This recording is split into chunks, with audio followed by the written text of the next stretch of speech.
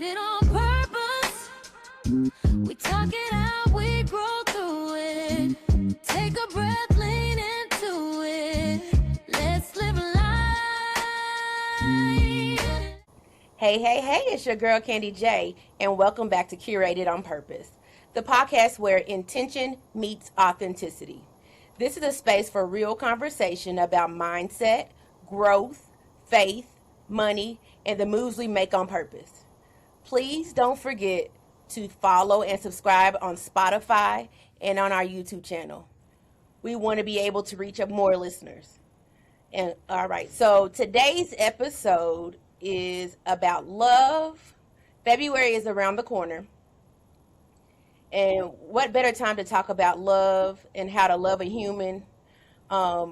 We are also going to dive into mental health, Black stigma in African American homes, and what it truly looks like to show up for one another with compassion and understanding. So get comfortable and lean in, and let's have a real conversation. Today's guest is Talana Young. Hey, Talana, how are you? Hey, I'm good. Hey. How are you? I'm doing well. All right. So today's guest is Talana Young. I honestly can't remember how we crossed paths, but I'm glad that we did. We had an instant connection, and we're going to have plenty to talk about. Talana Young is a licensed professional clinical counselor supervisor, business owner, behavioral health consultant on a mission to transform how we talk about mental health, culture, and healing. As the founder of TP Counseling LLC, she provides clinical supervision, behavioral health consulting, and program development for agencies working across communities in mental health, substance use treatment, trauma, and serious mental illness. Her expertise and authenticity are matched only by her radiant smile and impeccable style. She is a fashionista in her own right. Beyond clinical spaces, Talana is a creator and host of Unapologetic Tea, a podcast where candid, real conversations happen at the intersection of mental health, culture, identity, and lived experience. She has collaborated with Getty Images on cultural relevant storytelling and served on boards including Unashamed Kentucky and Police Mental Health Coalitions, advocating fiercely for recovery-oriented systems for care and reduce stigma. As a speaker, Talana blends with clinical brilliance and with cultural awareness and real-world insight, leaving audiences informed, challenged, and inspired. Her work is grounded in belief that healing is both personal and collective, led by love and access, and that access, justice, and the representation matters. Guys, I cannot believe that we're already on episode 4. Wow. I am really enjoying learning new things and discovering different point of views. Talana, how are you doing today? I'm good. I've been having a good day. It's been a busy day. I'm glad to be here. So, Yes. great. Yes. I am so happy you accepted the invitation to be my guest. You are officially my podcast sister, and I cannot wait to be a guest on your show as well. Yes. But, Can't wait bef- to have you. but before we get into all the things, I want to give you an opportunity to share what you have going on and how we can support you. Yeah, so right now I'm going hard in TP counseling right now, I just recently developed a TRP curriculum to help agencies, community mental health agencies, IOP centers, and current TRP centers work out their curriculum. So what I did is I took the curriculum needed by Medicaid or I'm the sorry, Tulane, I want to med- stop you for just a second. For those that are not in mental health and don't understand those words, Oh yes, I'm see, sorry. that's okay. Just I was like, oh, I think I know, and I'm bad at that, and I that's know what why. IOP is because I do work in healthcare. Yeah. But yeah, So what I do is I work in health in mental health at as a consultant. So I work with IOP with this intensive outpatient, and TRP with its therapeutic rehabilitation programs that help people who have severe mental illness Okay. that affect their everyday life skills. So this curriculum, Honda is users. It has a user guide in it, therapist script in it, and client worksheets that assist clients and clinicians in being able to run groups so that they can successfully rehabilitate their clients. Um, so that's what I've been publishing. I'm working on publishing right now. I currently do a lot of public speaking, and of course, as you mentioned, my podcast, Unapologetic Tea. Okay, okay. All right. Well, we again are glad to have you. I'm glad to have you. I'm excited. And so we're just gonna just jump right on into it, okay? So, let's see. The first one I would like to pick would be the version of you 10 years ago. Okay, let me start over because I want to make sure so you're in your perspective. The Okay. version of me from 10 years ago would be shocked that How old am I? Okay. The Mhm. version of me 10 years ago would be shocked that, actually, about all of it.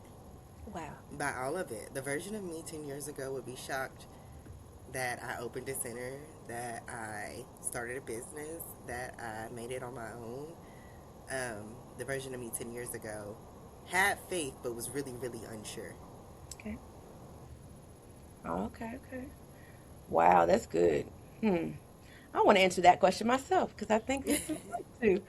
The version of me 10 years ago would be shocked Mm-hmm. that I would be talking to you on this camera. I love to talk one on one, but not in front of a camera. It would be shocked that I have completed task. It's such a blessing to be able to complete things instead of say you're going to do it, but just, really walk in silence and get it done. So the version of me 10 years ago, yeah, we good there. We don't have to be her. But definitely I am excited just to be able to reflect 10 years ago and say, oh, girl, you was lost. Mm-hmm. And I remember praying and asking the Lord, help me find my purpose. I don't know. I just really didn't know, I mean, what to do. And I feel like sometimes we work harder for other people than we work for ourselves. Yeah. I So, always say, I always say it's accidentally in purpose, right? Like, I had no intention. hello? Did you you hear you me? pause. You pause. Okay, go ahead. Oh, sorry. I always say it's accidentally in purpose Mm. because everything that I ended up doing was never by my training. Like, yes, I went to school to be a therapist, but my goal was to work in the police department and FBI Oh, as a hostage negotiator. Um, and everything that's came about my way has all been accidental, but when it's come accidentally, it's been my purpose. It's been the exact things that I wanted to do. I knew I wanted to work with clients. I knew I wanted to be, in mental health eventually, but not in this aspect. So, accidentally in my purpose. wow.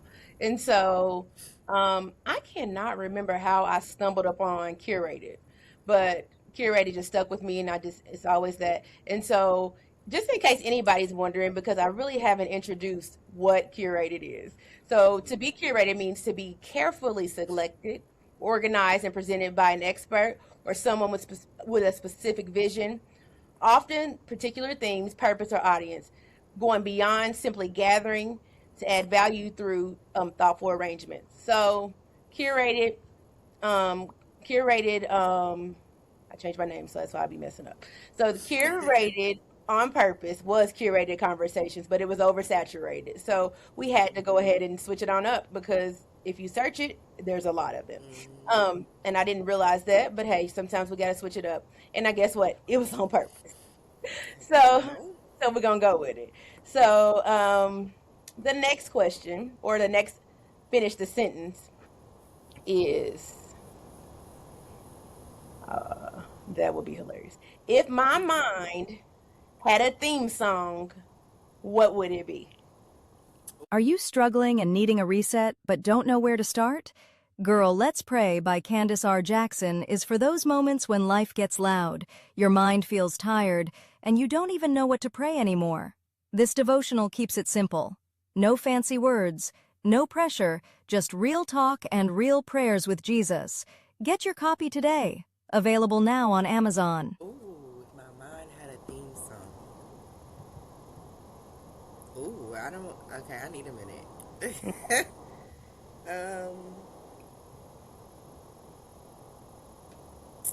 if my mind had a theme song. I'm trying to think of a song that's everywhere all the time. Like that's the kind of theme it would be. It would be some form of always on the move. Wow. And I just, this is really, really cliche, but really it's just like, take me through there, take me through there. Listen. We can be taken through there if that's what we got to No, do. because I'm just like, I'm going to try it all, you know. That part. So it's always, it's definitely some form of a song that is going to have multiple avenues. Like, Okay. I don't know, a build up. I build up. Okay. I would say, I don't know if this would be like, this would be my theme song right now. Hmm. Um, what is that song? Well, there's a song on TikTok. Shout out TikTok. That is made by AI. Yes, shout out AI. And it says God don't play about me. Mm. And so God don't play about me. And so I think that just saying that, just that part of it would be, I know that God doesn't play about me. I am very comfortable in the shoes that I am in now. And I know that I'm doing what I'm supposed to be doing. And he don't play about me. He had to straighten me out, but guess what? He don't play about me. And so I'm not gonna let other people play with me. I'm gonna make sure for certain that, hey, I am who I am. You know, you really honestly, what you see is what you get. Yeah. So God don't play about me. I don't play about him. He loved me real bad. I love him real bad. All right. Hmm. So that is what I think the song would be. I don't even know the name of that song, but AI has so many little songs on TikTok. It's amazing. We're not gonna have real artists soon, but it's all good. Um, and so yeah, that one. So we'll stop from there. So now we're gonna get into the good stuff. Okay. First, we're gonna start off about stigmas in the black home, and I'm gonna ask you to finish a sentence for me. Okay. The first time I realized something wasn't okay mentally was As far as like in a black household. in a black household, or just in general. It doesn't have to be you personally. Just when you realize that, yeah, something wasn't okay in the black household. Yes. Or Okay, you know, so even from your experience, however you want to, whatever take you want to take on that. I'm gonna take it back to my childhood. I grew up in Yonkers, New York, and I grew up in the projects, Slowbound Projects. Shout out to Schroeder Street. Um, and when I realized that mental health was just something I needed to pay attention to, I didn't know what it was called then. I didn't have a name for it. But seeing my friends in jail, shot, killed, you know, going through the things that they were going through, and then them showing up the next day like nothing was happening, was like, this can't be right, because I was feeling what I knew I was feeling, but nobody was showing what I was feeling, right? So it was just like, am I Right. the abnormal one? Am I the one that is just reacting and being like sensitive about this stuff? And the reality is they just were desensitized, right? And that was a space for me to kind of learn about mental health on my own, because I was seeing my friends go to jail, come back, act like nothing was happening, seeing my friends, you know, get killed, having funerals, and it was all over. It was back like nothing ever happened. And what I started to notice is that, like, at first I thought these people don't care, these people are ruthless, but what I really learned is that they are desensitized. They see it so much that it while it is a big deal, they've learned to manage, right? And it doesn't look like we think it should look like all the time. And sometimes in the black household, we just talk, suck it up. That's life right now. Wow. Because I think that in what you just said is amazing because I don't know if we really knew that we were really poor. we just lived, we played, we had a good time. We just learned how to live in dysfunction. Mhm. Mhm. And so, um, I said this before, but when you think about growing up in a black household, mental health for me, not necessarily my house, but what around in the community, it felt like if mental health meant crazy. Mhm. Mental health is not something you talk about, you pray, and you move on. Mental health was not a thing. And so I didn't actually understand or know what mental health was until I moved out of the house and moved on campus.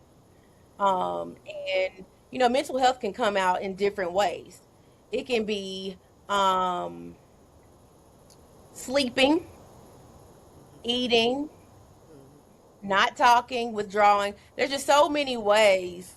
And, I think that it wasn't intentional, but I think that it comes back from generation to generation. When you think back to even slavery, um, everything was hush and be quiet and a secret. So if we hush and we be quiet and secret, then all that can really happen is you're bottling all up inside, right? And so then we have this thing to where we decide, okay, well, if I talk about it, then they're probably going to say, oh, you don't have issues, you don't have any problems. And so then it's to the point where you just bundle it all up. You're dealing and battling, and because mental health is new. Mental health is like help, counseling. I think, and you can correct me if I'm wrong. It's new to the black community. It's pretty new. People been doing it for a while, but it's to the point where if they were talking about it, were they talking about it out loud? Yeah, that's what it is. It's new. It's newly publicized. It's newly announced. It's newly normalized, right? It's new to be able to say, "Girl, I'm going to see my therapist because y'all got me stressed out." Right? Before you did that, they'll you're crazy. You need to be in a hospital, or you're abnormal. And really, seeking therapy isn't always about being abnormal. Some people come to therapy just to have maintenance, just to keep they cool. Others come because they've lost it. They need some help, supports in learning new coping skills. But yeah, we're just now on this mental health kind of kick where people are, talking about it more. It's normalized now. It doesn't mean what it used to mean, and so the new language has allowed us to be able to talk openly about it as we're doing right now, and not thinking that somebody's crazy because they decided to see a therapist. I think it goes into self care. Like It is I think absolutely. I think that from the 2020, that self care, it was like almost like a self care movement.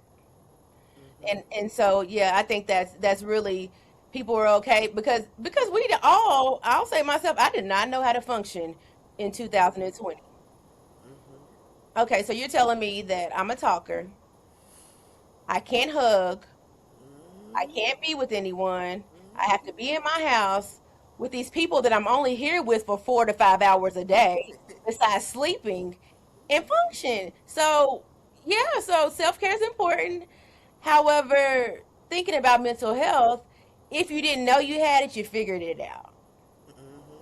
Yeah, Get tapped on or in. somebody, hopefully you had a loved one to say, hey, you might want to go talk to somebody about that in a better way. But yeah. Right. No, no, it was more of the because again, um, you just deal with it. You just figure it out. You don't really tell nobody your business. Why would you tell somebody your business? Because then you're crazy.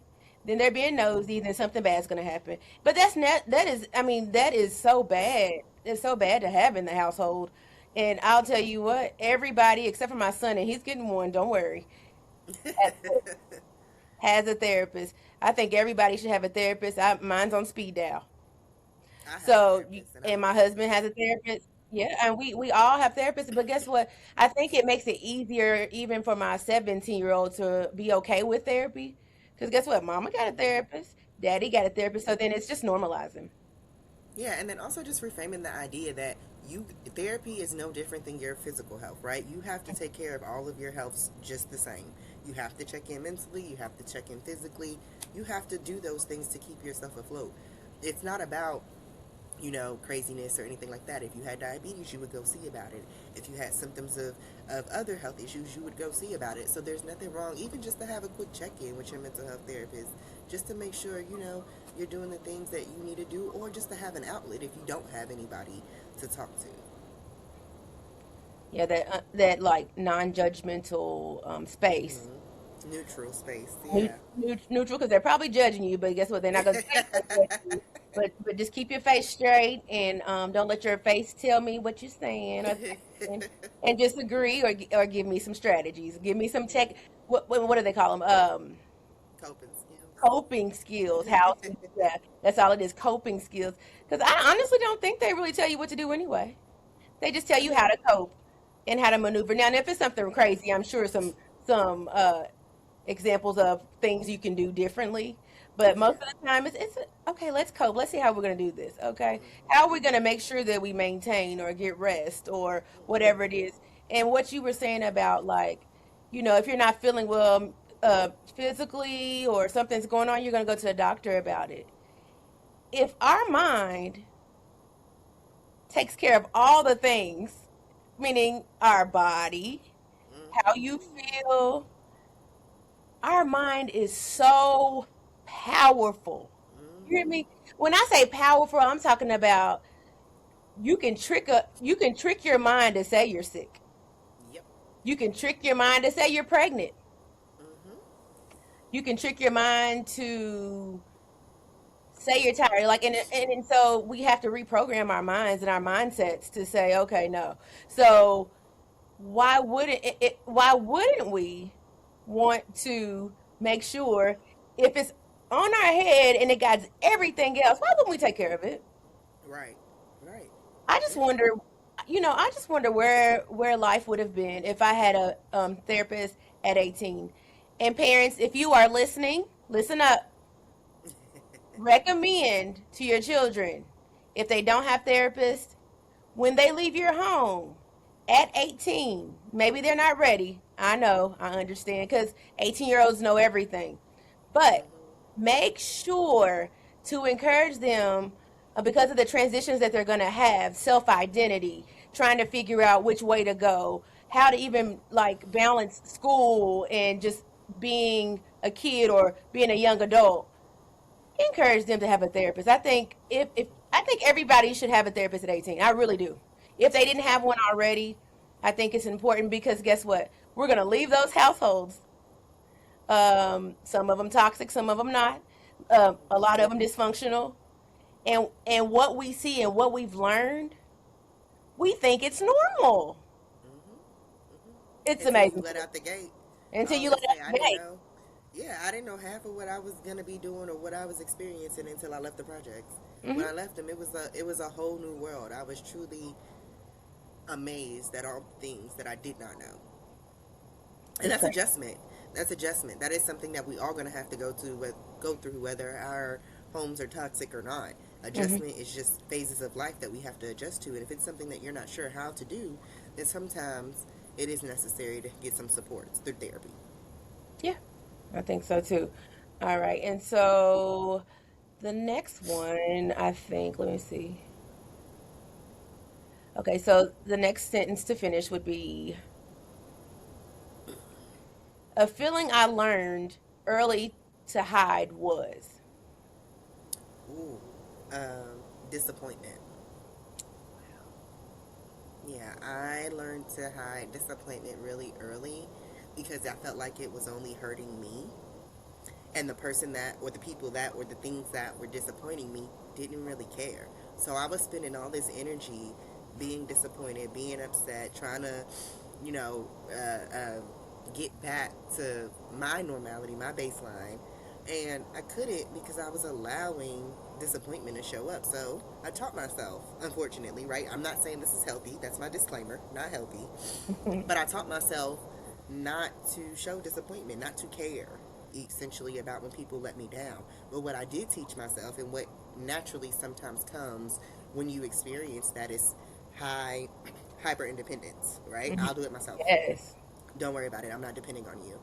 And so that's helped me, but it's also, hurt in a lot of ways. And I had to seek my, like I said, I see a therapist, and Hmm. that's why, right? Because that hyper independence, wow, now I have a business, now I write curriculums, now I do these things. It taught me not to depend, right? But that was for those people then. And what, therapy does is teach you that that was for then and it was useful and it was a survival skill for then. But now it's not needed. And the people in my life right now didn't do those things to disappoint me. So I don't need that skill. Wow. Wow. Wow. Wow. Wow. When I think about that, I mean, after you said disappointment can be something so simple like um, your family member or auntie or cousin, somebody saying, "Hey, on Friday, I'm gonna come and get you. Be ready at 5. Have your stuff ready." Mm-hmm. Mm-hmm. And as a child, and you're Mm-hmm. sitting there and you're waiting patiently, maybe take a nap a little bit, just trying to make it Kill happen. Like, time. okay, let's Yeah. do this time and let's go ahead and she's coming. She's coming to get me. Mm-hmm. She's Mm-hmm. coming to get me, and then they don't show up, then you're lost. And so that disappointment is really, Yeah. It holds whew, on. really, It it holds really tight. does. And so, yeah, I think that disappointment can turn into independence, but not necessarily healthy because I think it can help cause stubbornness. Mm-hmm. I Hyper might, I independence might, is not I might be healthy. talking to myself. What'd you say? I say, yeah, hyper independence, right? Especially when you have people who have the tools and who aren't letting you down, right? Mm-hmm. It can be a little bit stubborn. Yep, yep, yep. I think that is that's it right. That one right there is really, really, really good. And so I think that is a wonderful thing. 1 second.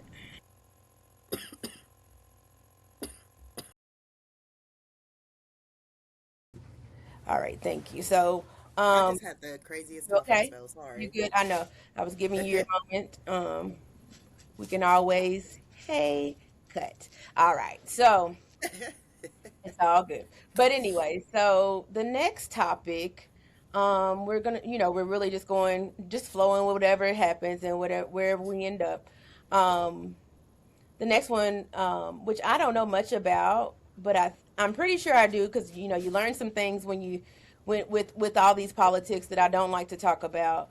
You learn a little bit more about it, and if you didn't know, you get educated about what it really is Right. and what it really means. So the Right. next topic is going to be DEI and advocacy. Okay. Um, your first, we'll do two of these. Let's see. What is the most misunderstood part of I'm sorry, the most misunderstood part of DEI is. Of what DEI is, Yeah, so what's the most misunderstood part of it? that it's a black and white thing. Wow. It's not only about race. It's Do about tell, do equity tell. across the board, right? We're not just talking about black and white. We're talking about people of color. We're talking about people, able-bodied people. We're talking about people who use wheelchairs. We're talking about equity for all the people in the world, not just people of color. We're looking at making sure that people have the same access, that people have the same rights, that people have the ability to do all the things that we've create. This world was created for able-bodied peoples. The things that we do, specifically in America, was created for able-bodied people. So when we have DEI says, okay, yeah, we have able bodied people who can do these things with no problem, but we also have people who have mental health conditions, who use a wheelchair, who don't have their limbs or extremities, who have health conditions that prevent them from doing the things that able bodied people can do on a regular. And so DEI isn't just about race, it's about everyone equally. Well, equity.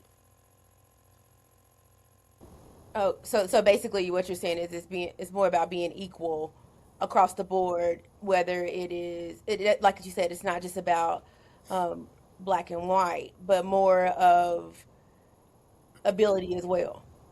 Yeah, and not even equal. I'm specific in saying equity because I can be equal. We all have access to public education, right? That's Hmm. equal. But if Right. I have ADHD, how I learn, or if I'm neurodivergent, how I learn looks different than somebody who is neurotypical. Neurodivergent is someone who learns differently, experiences life differently because of how their brain is wired. And neurotypical is someone who operates in a more normal range, or what America would consider a normal range of operation. But if we're all given public education and if we're all given all those things, but each of us operate differently, then that's equal, but it's not equitable. Yeah, and it could be disadvantage. Very much so a disadvantage, I think, because Yeah. when I think about equal, well, no, not equal. When I think about the disadvantage of even with ADHD, there are so many disadvantages because I couldn't understand as hard as I tried, like why because I didn't know I had ADHD. I'd heard about it a little bit in about third grade. Counselor was like, "Hey, you might want to get her tested," but again, we go back to the mental health in the black household. We're not gonna turn her into a zombie. We're not gonna do that. She's gonna need a little whooping, spanking, get that tail. You get Yeah. in that classroom and you sit up and you do what you can. But if you're squirrel, then where are we going? So, Yep. so Yep. basically, I think that the disadvantage is that if you're not taught coping skills Hmm. and how to navigate, it's very difficult. It's a daily struggle on so many levels. But So, see, I think that is very child specific. I don't think it should always be about the child, because mhm, if you're going to teach in a school with mhm, children you aren't, I guess, testing to come into school and seeing what their brain activity is like, then you should learn how to teach neurodivergent children, right? Yes, you learn the coping skills, but the teachers also need to be skilled to work with those neurodivergent children. If I have all these kids in a room, we can't assume they're all neurotypical. mhm, We can't assume that they all learn the same way, and that's how children get left behind. And they're not left behind because they couldn't learn, they're left behind because of how they learn. mhm. Yeah, because even with us just having this conversation, what I find is sometimes I have to stop, listen, then take in what you say, then speak because it's just going to process differently. That's your processing, and that's your So, processing style, right? And mhm, as a child in the classroom trying to do that, if a teacher's moving right along, you don't have a space to catch up. You don't have a space to ask a question because she's already on the next topic. And now that you've processed, you're like, hold on, wait, I got something I need to ask about. But you can't, mhm, because now you're slowing the neurotypical kids down because they got it on the first try. mhm. That's really good. That's really good. So parents, advocate for your children. Yep. Advocate, and if they need help, need therapy, need occupational therapy, need anything, speech therapy, whatever it is, advocate, because sometimes they can't they have to be taught to advocate for themselves. But then Hmm. also what I'm finding is that if you don't because you have to advocate because their brains are still growing. They don't know what all this is. So now you got your brain growing, your body's growing, your hormones is growing, everything is growing. So Hmm. if you have all these things going on, you sometimes just can't put a finger on it. Yeah, yeah. And I So mean, I don't always think it's right. We put them in school to help identify, right? We get them in the supports that they need. And like you said, parents definitely have to show up when they notice things with their children. But also, if you're spending 8 hours a day with my child, right, the advocacy sometimes has to come from you as well, because I may not see when I get home at night, right? I work 12 hours every day, three different jobs, right? Three different functions. By the time I get home, I'm cooking dinner, my children are going to bed, and we up for school the next day. I don't always see the symptoms, right? mhm, But in schools, especially where I live, where, they're primary PWIs, right? mhm, yes. And they are, my children are usually the only one in the room, and if not the only, they're one of the few. And Mm. they are seen as, not listening, don't want to do what they have to do, and I advocate for my children. That's not always the case. Sometimes it is the lack of education of the educator. Wow. So then it's training. Then it goes down to training. So I have to tell you this story because I think it's important to be told. So I met a I met a lady, crossed paths with a lady. We had a conversation about inclusion and things of that nature. And this is a black and white, unfortunately. But what I will say is I was floored. And this is not from like 1994. We're talking about last year in Mm-hmm. Lexington. Yes, in Lexington. Mm-hmm. Um, During Black History Month, um, the class was split based on race. So the way that the mom found out about it was the daughter had come home and said, "I didn't get to sit by Libby today." And I was really upset about it. And so she was like, "Why? Well, why?" And she was like, "Oh, well, because we were learning about, let's just say, Martin Luther King, and we were at a separate table, and so we sat together, and then they were learning a totally different lesson. Where are we? What are we doing? Right. It should not be a thing. Of course, Yeah. it was. Of course, it was. I'm sure a conversation was had, but I just feel like it should have went further because I feel like that shouldn't be happening. Yeah, we're not rehashing this thing out, We're, right? We we're, can educate them we're about it, but we ain't got to not. rehash it. Yeah. Yeah, Yeah. because guess what? Black history is just as important as white history, as Mm-hmm. Asian, Indian, any race, any ethnicity. It's all important. It's all important. So I think it's just crazy that in this day and age that this would still be happening. So I mean, and I think that also, that's not all of our history. Like, mm-mm. yes, 400 years, but we Yeah, were here before that. We were yeah, kings, we were queens, we were inventors. You know, it doesn't always have to be about the. I mean, yes, teach them mm, about that, but that yes. is not the end or the beginning of our story. It's just part of it. Okay, yes, because yeah, that is very important to say. Um, I had watched, and again, not even really to talk about slavery because that's crazy, but talking Mm-hmm. about slavery, and I was watching 12 Year Slave. 12 years a slave, yeah. Yep. I watched that. I watched it before, but I think I watched it with different eyes the second time, and I was like, Mm-hmm. wow. I didn't even remember half of the beginning of it, but how he was so successful and how he was, taking care of his family and his wife was traveling and then to be taken back. So yeah, we're not going back. We're not doing that. We're moving right along. So with DEI and advocacy, I think I'm missing something. So I want to ask, um, what does it really look like? So when you say DEI and advocacy, what do you do with that? Well, I mean, there's a ton of things you can do with it. So it just give me an avenue. Like for DEI, for me, it looks like educating people on cultural differences, understanding that you know how Black people operate, how people of color in general operate, how people who have how able-bodied people are privileged, how we all come from different backgrounds, and what might mean something to you does not mean something to the other person. I learned Wow.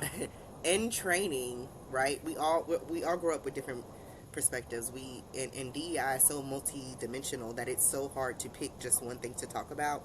But Hmm. I remember being in a training, and I was with a person who was from who was from a Middle Eastern descent, and they were telling me that like scratching your, like I was doing a hand movement with my throat that I'm not going to do again because now that I know it's Right. offensive, but it means a cuss word in their culture. So I had learned that in one of my DEI trainings, and it kind of opened my eyes to want to be a person. I'm gonna wipe my nose really quick. Hold on. Okay. It kind of reminded me of like how important it is to just understand that we all come from different places, different times. We all have different lenses. You know, um, there were a couple examples that I usually bring up, but just like being in a Black home, dancing is a part of our culture. That's literally coming from Africa, right? Being in a traditional, we're naturally loud as Black people, right? As women, we show up just differently as Black women, right? That doesn't mean I'm angry. It doesn't mean I'm Mm. mad. Sometimes I just show up like that, right? And understanding just little things like that, understanding that people who are from Middle Eastern prefer conservative spaces, right? They don't always appreciate being the person, especially women, being the spotlight, right? Just understanding just the different avenues that we all come from and how that affects how we show up in the world, and how do we meet those people where they are so that they can experience life the best that they can, right? So DEI is just showing up for those people who aren't us and not catering the world to the person, just me, right? I want to make sure that you get to experience this podcast, right? Your ability to be able to add captions to this podcast helps a person who is hard of hearing experience this podcast. Your ability to have a visual on this podcast helps a person who is hard of hearing to be able to experience this podcast, right? So it's just having that accessibility, the ability to allow others to experience the world too, not just by from a privileged lens, right? And a privileged, why can't I speak? A privileged lens is usually of white descent, usually male, right? And have some sort of power. Those people always get the best end of the stick. So, yeah. Okay, okay. I would, I'd like to chime in and say that I didn't really realize it then, but as you were talking, it it Mm-hmm. um it hit me that the even with talking about the privilege or even just not knowing the differences because people come from different worlds, different, they're Yeah. raised differently, they have different financial situations. Mm-hmm. Some are upper, middle, lower, Mm-hmm. poor, don't even know they're poor. Yeah. So that transition alone is crazy. So Yeah. when I was in college, I remember it was my first year. Um, and was it my first year? No, maybe it was my second year. Mm-hmm. One of them years. Anyways. So I was in college. As I'm in college, I'm in my room. I'm just, just chilling, just watching TV or whatever, listening to music. Mm-hmm. And I see kids running up and down the hall. Mm-hmm. And they're having the best time of their life, and I couldn't understand. But because they were so sheltered, because of the privilege, because of the money, and because they had 45 activities to do in the week, they didn't know how to function as regular people. Even just differences of of course I knew how to do my laundry. Yes, I knew how to do my laundry. I remember teaching people how to do laundry. Mm-hmm. But then they were teaching me things like, what is and I don't even know what that thing is called. What is that? Um, when well everybody uses them now, but at back then, it was a Caucasian girl and she was in the bathroom and she was doing her hair. And she has, it looks like a speaker and it has like holes, like not holes, sticks out of it. So basically, you Like take a your head and you sponge. no, no, no. You take you have your hair's wet. Maybe you put some mousse in it or some type of hairspray or whatever you want to use, gel, and then you like tilt your Oh, like that? and you no, and they go like this because they're putting they're tilting their heads to the side and they're making their hair curl. Oh, okay, okay. So that kind of thing was not normal for me to see. And I'm like, what? This is different. What is this we're doing? And then even just different conversations, just trying to get to know people. Mm-hmm. And then reinventing yourself and trying to, okay, high school's over. Let's figure out Candace. Okay, Candace is whoever Candace says she is and who she wants to be and start over, right? And I remember talking to a girl that her dad was the one of the executive producers of the George Lopez show. Oh, wow. Yeah. And so when that entitlement, she partied a lot. Now she didn't get the balance of okay, let's party and do homework. She just partied. But the the the thing that it caused was if she didn't do well, it was honey, just go shopping. It'll be okay.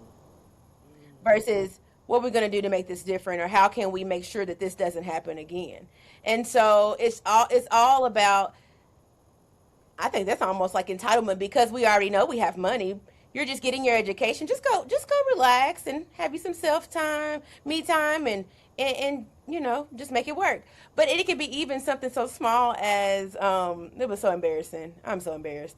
We were on campus, and a girl was showing me her jewelry, and I was like, oh, okay, that's cute, you know, showing different things. And she goes, oh, you like my bracelet? And I was like, yeah, it's cute. You like my ring? And I'm like, mm-hmm. It's from Tiffany's. And I said, who's Tiffany? I don't know her. Baby, I don't know who Tiffany is. Where she come from? Like, why did she Right? give you jewelry? And so I sounded really crazy. But I Yeah. didn't know Tiffany. I knew Walmart. I knew Wally Yeah. World. I knew Kmart, Goodies. I knew it all. But Yeah. but but to come through and say Tiffany, like she expected me to just already know. But then Yeah. it can come back to those differences. Yeah, but that was her. That was her. Like she had that privilege, right? Yeah. That was Mhm. her being able to. She experienced life in a different way, right? Mhm. She had the socioeconomic privilege. She had the privilege of. I thought I heard you say her race was white, Yes. um, and so yeah.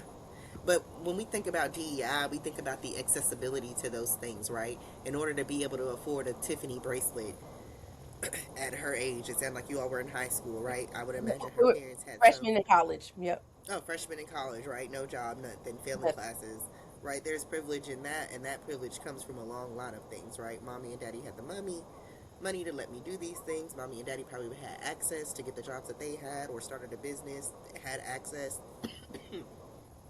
So that's where DEI shows up in that.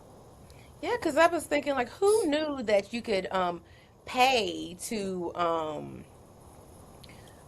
take your ACT, your SAT, and take a cram course for like a week or 2 or 3 days? Who knew? I never heard of People anything who like have that. access. People who have Well, access. yeah. Who knew that was an option? Like, that's a thing, but it definitely is a thing that we may not have known then, and again, it's just lack of knowledge and just not knowing. But definitely, when you find out, you're like, oh, okay, that's not going to happen again. That's just not going to Yeah. happen. Because you know another avenue. Okay, so moving on, we've got all educational and things like that. But now we're going to talk about that L word, LOVE, love. How to love a human. Um, well, the first finish the line I would say would be one thing. Well, your finish the line is one thing people get wrong about love is. Oh, it has limits. Mm, Yeah, I think love is indefinite and it's an action, right? So I always say that people think love has limits because sometimes the people they love hurt them, and when they hurt them, they think that they cut them off, and that's where the love ends. wow. No, you still love them. Hmm. You may have had to set a boundary. You may have had to remove them from your immediate everyday life, but that love goes nowhere, right? And you can't, even if you think you hate them, you couldn't have even done that without first loving them, right? That access to your love is because of that. So I think that the misconception is that it has limits. Hmm. It's a good way. It's a good way to think about it because love really is. It shouldn't be conditional, but sometimes it is conditional. Hmm. Um, Love doesn't mean happiness, and I think that's where I think people mess it up. Hmm. Because you can't. Another individual shouldn't make you shouldn't change or dictate how you feel or how it's gonna go Excuse based me. on, huh? Nothing. Oh, but yeah, based on how their behavior. Hmm. You have to make your own happiness. You got to see what gives you joy and what sparks you joy. Hmm. So when you were talking about when you were telling me about the topic of how to love a human, like what is your play on that? Like this is not even on the sentence, but like what do you really mean on how to love a human? So first, I want to shout out Dr. Hargons because that was her podcast name, was How to Love a Human. and she is a psychologist. I think she's now based in Atlanta, but she studies how to love a human, sex, and a lot of other great topics. Um, but my take on it is, how we love humans is a variable, right? We think how we do that is very different based on who it is we're loving, right? But how you love a human is dependent on that human. It's really dependent. How I love my man versus how I love my children versus how I Mhm. love my pastor versus how I love my mom. Those all look different, Mhm. but it doesn't change that I love them. Very much so. Wow, that's big. That could be a big deep dive. Like Hmm. Yeah. how to love, yeah. Because and then yeah, everybody's love is the way you love your daughter may be different from the way you love your son. Hmm. It Um, is going to be different. because they need different things. They're not the same. Hmm. So then that's basically what you're saying is that even in a relationship, meaning dating or marriage or Hmm. friendship, it's just a totally different love. I love my friends. Yeah. Yeah. I'll do a lot of things for my friends, but I don't know if I'm gonna go to the end of the earth for you. Yeah. And But it them doesn't change that I don't love you. it It just doesn't means that there's doesn't some mean I don't boundaries that love I you. have set Hmm. in our love. Yes. Right. I may keep our conversation surface level, Right. but And it I may doesn't mean check I don't in. love you. Yeah. Yeah. And I may check in on you while you out there, but I ain't Yeah. going. But yeah, I'm gonna Yeah. preserve my Love energy. still has. Yeah. Love Mhm. still has a little bit of boundaries, Yeah. and those boundaries are just to keep you protected. Right. Exactly. Let me see. So, loving a human requires.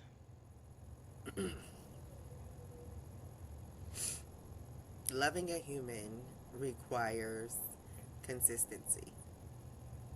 Wow. And patience. Hmm. Yeah. Consistency, patience requires the ability to forgive, the ability to um, first love self, right? I can't love you if I don't love me. Mhm. Um, so, yeah. Yeah, that's that self-discovery part of it.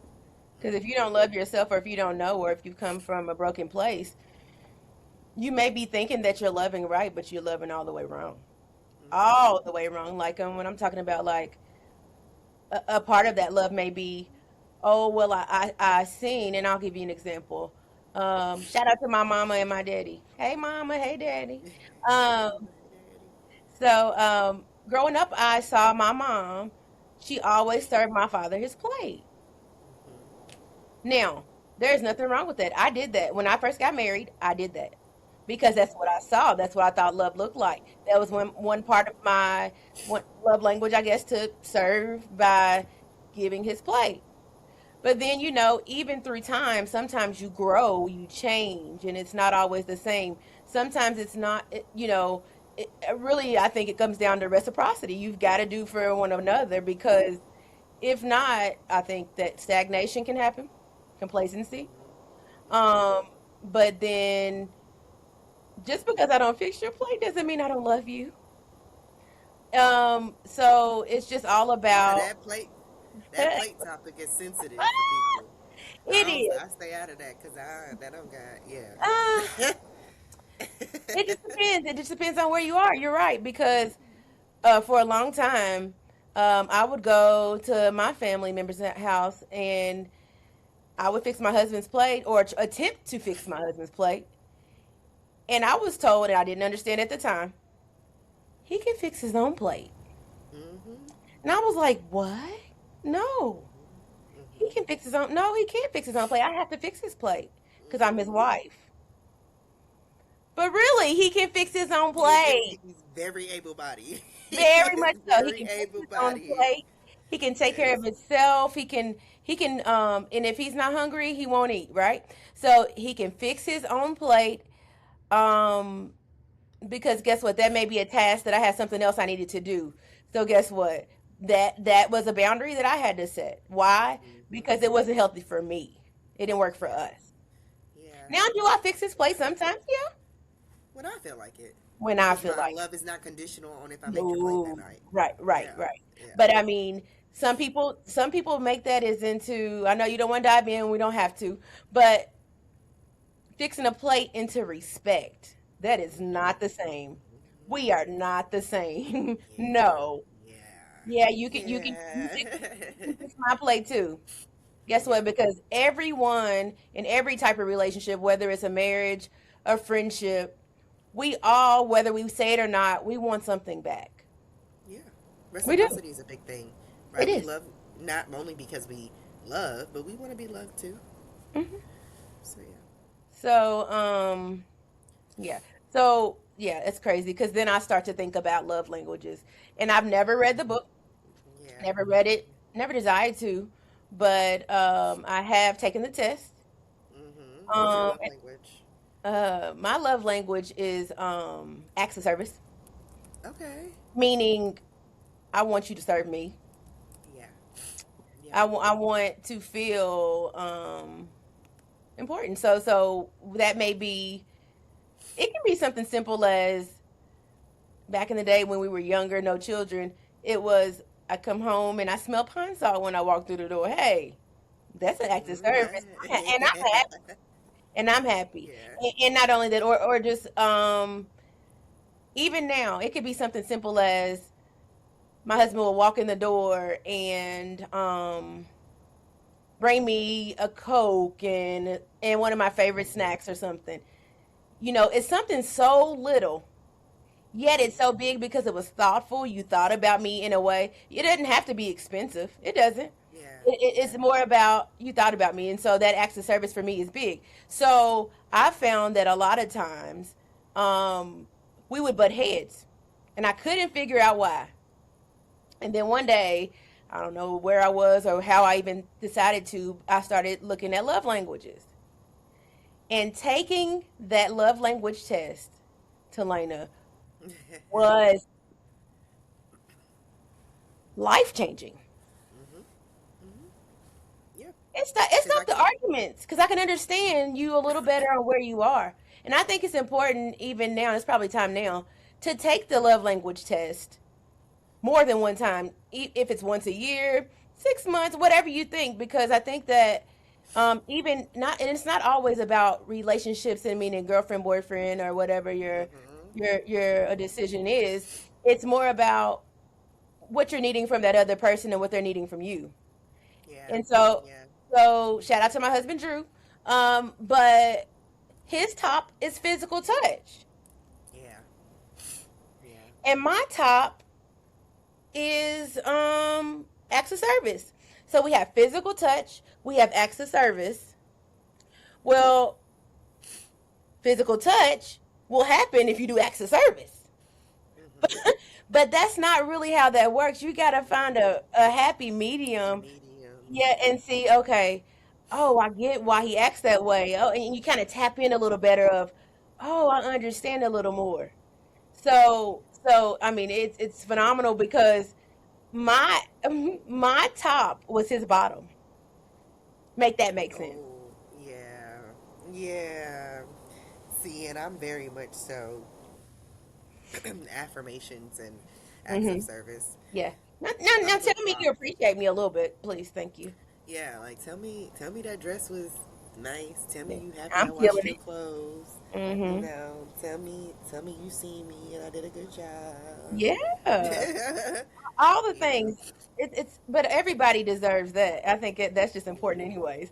But yeah, yeah, tell me. Oh, did you see my earrings? Did you like my earrings when you seen them? Um or whatever the case may be. So I think it's very important in any relationship because I did notice there are like teen ones now and children ones where they can kind of take those tests, and I think it's important because I think it lowers the conflict and the disagreements because Yeah. you may take time to step back and say, I wonder why. So I'm gonna be very transparent right now by saying, because it's a podcast, this is my life, and guess what? Like I said, you get what you get. Yeah.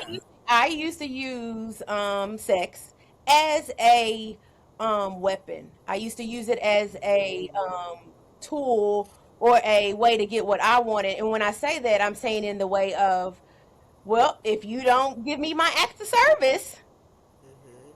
don't you talk to me about sex because we're not doing that. No. Mhm. So Mhm. then you have, but then that's also manipulation. Mhm. Mhm. To And get what you want. yep, to get what you want. And you may not have thought it was a manipulation because that's just how people are sometimes. And sometimes we are all learning. We're learning different ways, learning different experience from different walks of life. What's really going on? You're Mhm. healing, you're growing, you're trying to get better. So then, once I realized that, I was embarrassed Yeah. of myself that I took something that was supposed to be loving and for my husband, and not just for my husband, but just loving and just a part of showing up, show each other that we care, and I used it as manipulation. Yeah. Wow. So how to love a human? I think that's a daily thing. Mhm. It can It's a be daily commitment for sure. it is. It can be a good morning text. It can Mhm. be um even with those affirmations, just like you said, I'm proud of you. Mhm. I'm proud of what you did. Um, and sometimes I think that, kids sometimes, even shifting this situation of kids sometimes act out because every time they do something, they get the negative and they feel like they got attention. But guess what? I'm gonna get you when you acting out. I'm gonna let you know, hey, this is not gonna work. However, I want to go 10 times harder when you're acting good. I want to go ten Mhm. times harder when you've met that goal. So Mhm. again, I think it's teaching them, okay, yes, or even yes, you didn't do good last time, but baby, you rocked that thing out. Out You this did time, you did yeah. that. Yeah, and I'm proud of you. I'm proud of the man you're becoming, the woman you're becoming. Did Mhm. you wake up on your own and make sure that you had everything done and I overslept, but you were already ready and prepared? Wow, Mhm. you're really growing. So I Mhm. think it's important to say that we sometimes take negative things that we don't even realize is negative and try to make them and use them for our advantage. And I was definitely using it. And I will say, my husband, my poor husband, oh my poor husband. I learned some behaviors that weren't healthy. Healthy of, okay, well, if he says no, then I cry. Okay, Yeah.